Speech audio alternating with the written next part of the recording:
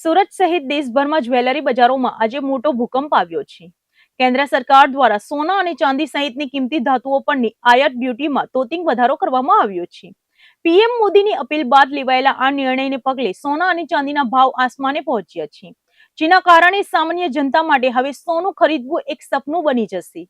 સુરતના જ્વેલરી ઉદ્યોગ અને સોનાના શોખીનો માટે આજે માઠા સમાચાર સામે આવ્યા છે. કેન્દ્ર સરકારે એકાએક સોના સહિતની કિંમતી ધાતુઓ પરની ઇમ્પોર્ટ ડ્યુટીમાં ધરખમ વધારો ઝીકી દીધો છે. અત્યાર સુધી જે આયાત ડ્યુટી 6% હતી તેને વધારીને સીધી 15% કરી દેવામાં આવી છે. સરકારના આ આકરા નિર્ણય પાછળ પીએમ મોદીની અપીલ હોવાનું માનવામાં આવી રહ્યું છે. આયાત ડ્યુટીમાં વધારો થતાની સાથે જ વાયદા બજારમાં તેની સીધી અસર જોવા મળી છે. ચાંદીના ભાવમાં આજે એક જ દિવસમાં 21,000 રૂપિયાથી વધુનો ઉછાળો નોંધાયો છે, જેના કારણે ચાંદીનો ભાવ 3 લાખ રૂપિયાની ઐતિહાસિક સપાટીએ પાર કરી ગયો છે. ચાંદીના આ આકરા તેવરે રોકાણકારો અને ગ્રાહકોના હોંશ ઉડાવી દીધા છે. બીજી તરફ સોનાના ભાવમાં પણ આગ ઝરતી તેજી જોવા મળી રહી છે. સોનાના ભાવમાં પ્રતિ 10 ગ્રામે 10,000 રૂપિયાનો તોતિંગ વધારો થયો છે. આ વધારા સાથે હવે શુદ્ધ સોનાનો ભાવ પ્રતિ 10 ગ્રામ 1.63 લાખ રૂપિયા પર પહોંચી ગયો છે. લગ્નસરાની મોસમ પૂર્વ સોનાના આટલા ઊંચા ભાવને કારણે મધ્યમ વર્ગના પરિવારોમાં ભારે ચિંતા જોવા મળી રહી છે. સુરતના જાણીતા જ્વેલર્સ વિરેન ચોકસીના જણાવ્યા મુજબ ડ્યુટીમાં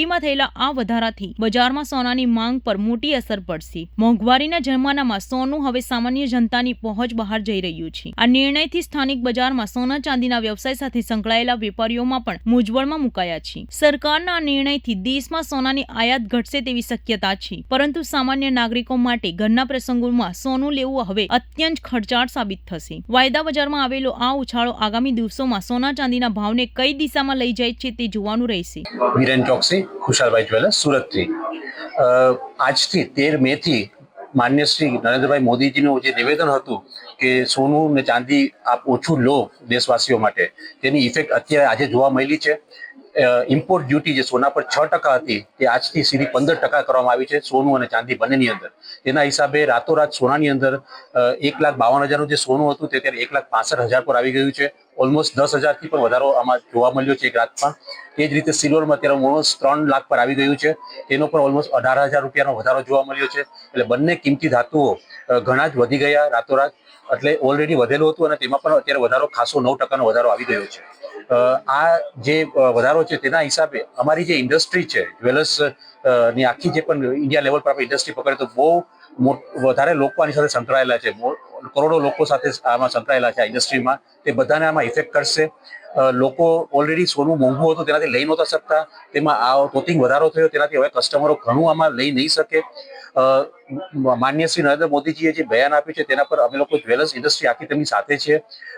છતાં આપણે ઇન્ડસ્ટ્રીનું પણ જોવાનું આવે છે, કરોડો લોકોનું રોજગારી જે ચાલતી હોય છે તે પણ જોવાનું આવે છે.